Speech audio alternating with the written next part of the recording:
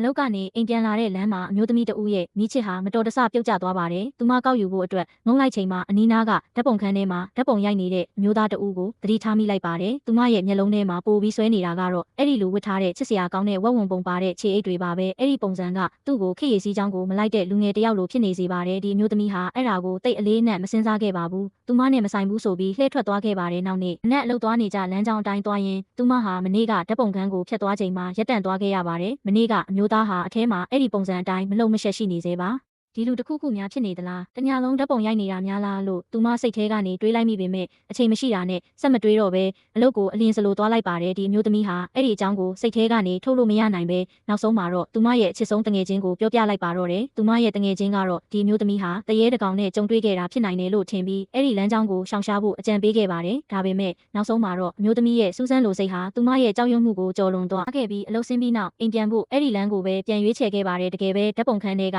အမျိုးသားဟာပုံစံမပြောင်းပဲရှိနေသေးပါပဲကြောင်ယွန်းစိတ်စတင်ဝင်လာတာကြောင့်သူမလှည့်ပြီးထွက်ပြေးဖို့ပြင်နေတော့မှာပဲကလစ်ဆိုတဲ့အတန်နဲ့အတူဓာတ်ပုံခန်းကဓာတ်ပုံတစ်ပုံကိုထုတ်ပေးလိုက်ပါတယ်စက္ကန့်အနည်းငယ်ကြာချီတုံချတုံဖြစ်နေပြီးနောက်အထဲကလူစီကဘာလှုပ်ရှားမှုမှမမြင်ရတာကြောင့်သူမတတိကိုမွေးပြီးရှောက်သွားကဓာတ်ပုံကိုကောက်ယူလိုက်ပါတယ်ဒီလိုမျိုးမလုံးမရှက်ပုံစံမျိုးနဲ့တနေရာထဲမှာဆွဲထားနိုင်တဲ့မျက်နှာမျိုးကဘယ်လိုမျိုးလဲဆိုတာကိုသိကျင်စိတ်ပြင်းပြနေပါတယ်အဲ့ဒီအချိန်မှာပဲသူမရဲ့နောက်ကကန့်လန့်ကာဟာဖြင်းညင်းစွာပွင့်လာပါတော့